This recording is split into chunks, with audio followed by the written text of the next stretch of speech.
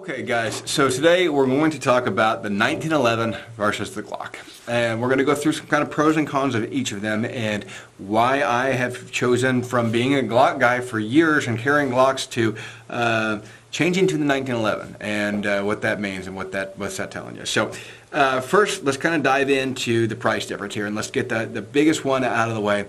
A 1911 is a lot more expensive. Any type of quality 1911 is going to run you 2 to 3 times as much as a standard Glock model. Standard Glock model, right, depending on specials and all that stuff, you're going to be between $450 and $600 to get a Glock.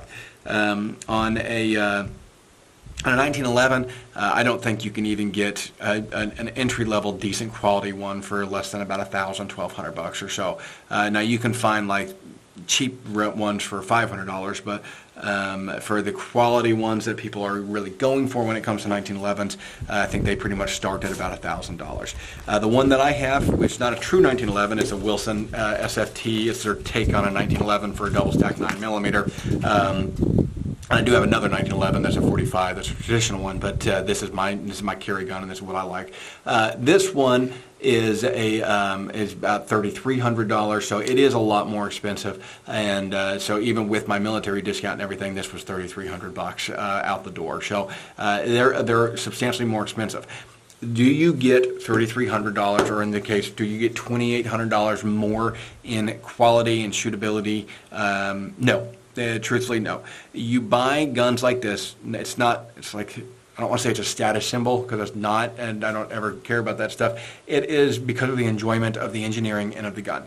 I enjoy the firearm more than I enjoy the Glock.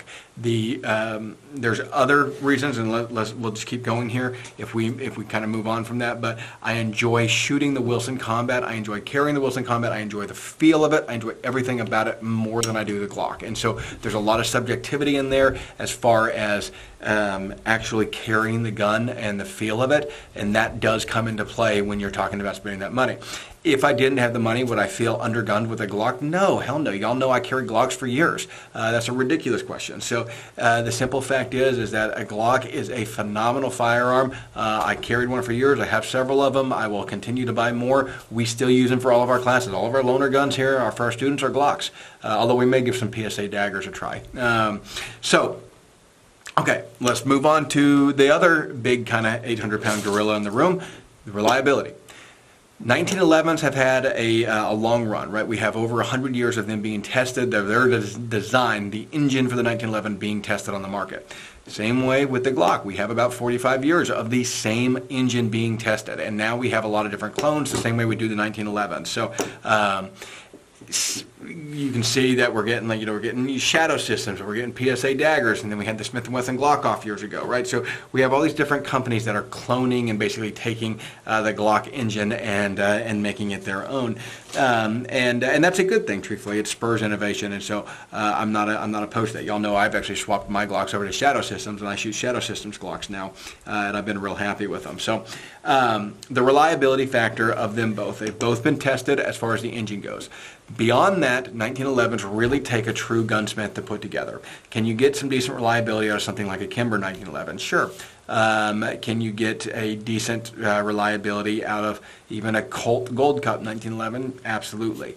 And I think that you're going to be on par with something like a Glock, right? The Glocks are kind of the Honda Civics of firearms, where they just seem to run forever.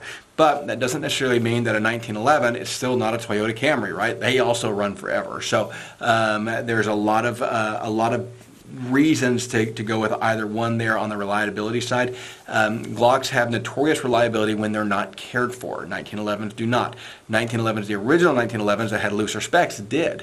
The ones that we have now, because everything has become so tight and crisp on them, because there's a lot of pride in the manufacturing and a lot of it's custom gunsmithing, the 1911s no longer have that. And Glocks actually are going the same way, right? We have like Terran Tactical Glocks where they tightened everything up, and or the Wilson Combat Glocks where everything is tuned and it's a much tighter gun.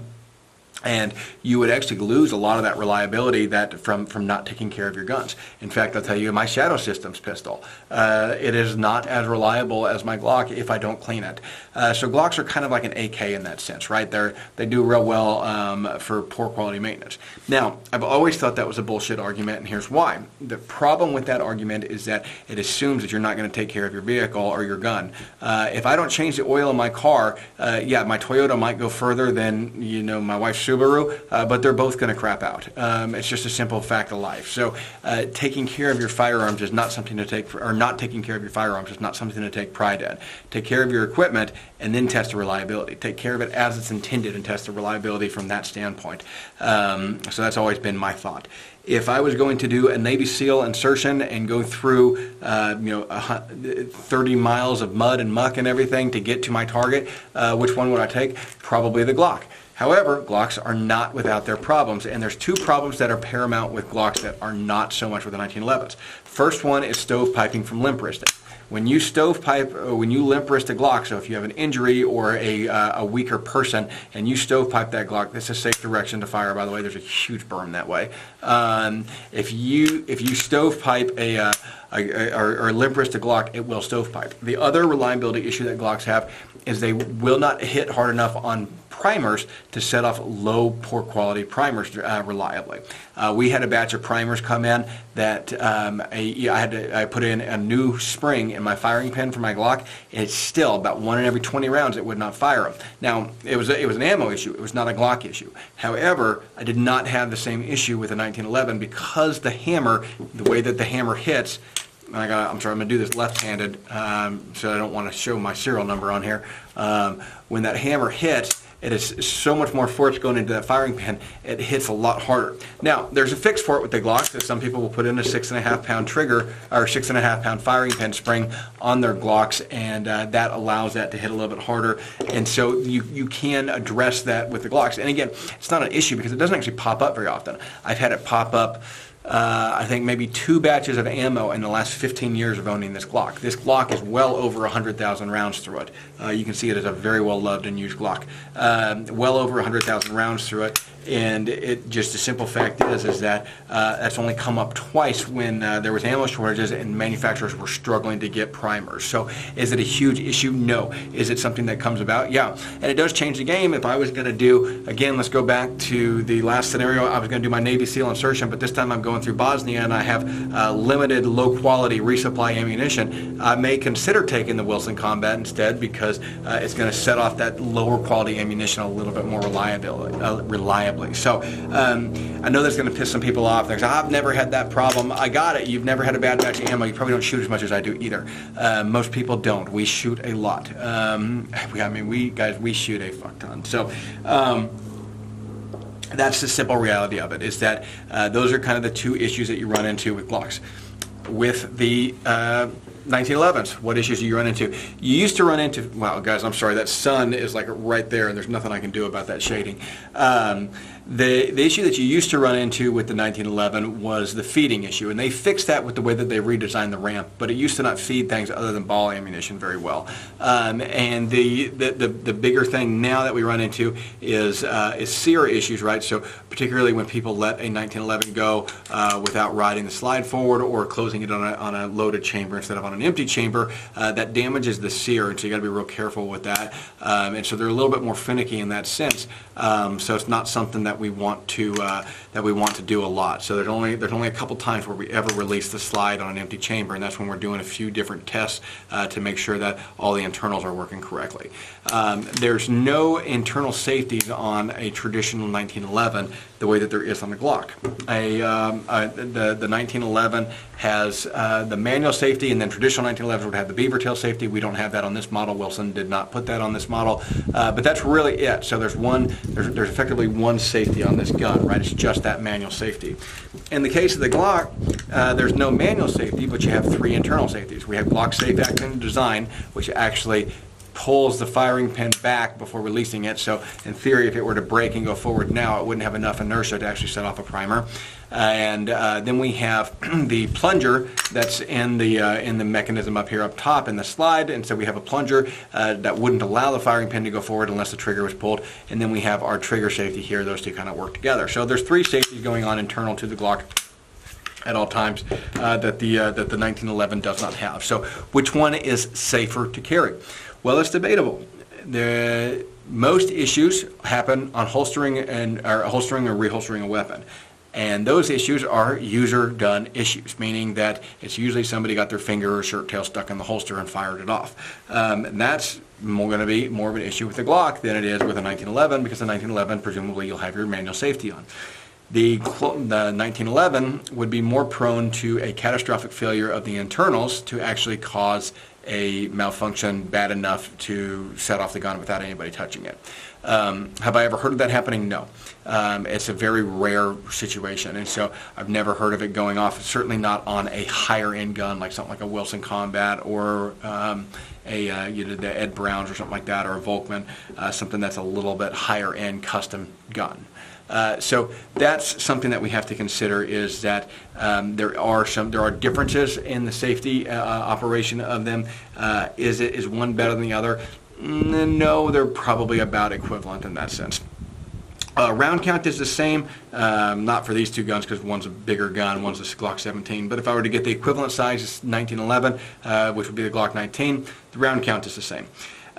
Which one is more comfortable to carry all day? They both have their advantages. The 1911 is a little bit heavier, and so it does wear a little bit more on your skin and pushes on you, but it's thinner, so you kind of start the day more comfortably and end the day less comfortably, whereas the Glock, you start the day less comfortably and end it more comfortably than the 1911. So again, there's some differences there. Aftermarket support for them, there's a lot of aftermarket support for Glocks, there's a lot for 1911s. There's probably more for the Glocks, but at a certain point in time, there's so much that it's not really important and doesn't matter anymore. So I would say the aftermarket support for a 1911 and a Glock is equivalent. In this case, this is a new model Wilson Combat that there's not a lot of aftermarket support for yet, so there's not a lot of Wilson support for yet. In this case, this particular one, the Glock would win, but that's kind of an exception, not the rule, because this is not a traditional 1911. Okay, so bottom line is, which one is better? Which one would I carry? Well, I carry the 1911. That's my favorite gun. This has become my favorite gun. I know I've just got it, and it's a brand new gun to me, but this has become my all-time favorite gun, favorite pistol that I've ever owned. I really enjoy shooting it. It is just a terrific shooting gun. It's a lot of fun. Theoretically, it is more accurate. I've tested it, doing some bench rest. My groups are certainly tighter. Is it practically more accurate? No, because the way that I tested the practicality of it is I took headshots at 30 yards and determined which one, to try to see standing headshots at 30 yards, and I thought, well, I'll see which one I hit with more. I hit with the 1911 a few more times than the Glock, but they were both pretty close. So it's, I don't want to say my numbers because I was embarrassed of them, but I hit with the 1911 a few more times than the Glock. So I put them through a real-world accuracy test, more so than just, hey, numbers on paper. How does this actually account for when we're talking about a life and death engagement? So, magazines form. Nice thing about Glocks is that I can get as many PMags as I want for 12 bucks. The magazines from Wilson are $35 if they're on sale. If they're not on sale, they're like 50 bucks, but they're almost always on sale. I don't think I've ever looked at the site and not seen them on sale. So you can get them pretty cheap too. And they're steel magazines, so they do last a little bit longer. These are magazines that you would just replace the springs in, whereas a lot of PMags, when they wear out, you just throw them away and buy a new one. So they're kind of a little bit more of a long-term rather than disposable item. So the bottom line is the gun that I'm carrying is the Wilson Combat SFT9, and that's what I'm going to be carrying for quite a while. I've been really, really happy with that gun. It's just a phenomenal firearm. Guys, I really appreciate y'all watching. If you have a preference, post it down in the comments. Let me know what y'all think. Like I said, I have been a lover of both guns for my entire shooting career. They're both phenomenal guns. You are not going wrong with either one. It's just, here's kind of the reality of it. The biggest benefit to me, the 1911 feels better and it shoots better, and I enjoy shooting it more than I do a Glock. So take that for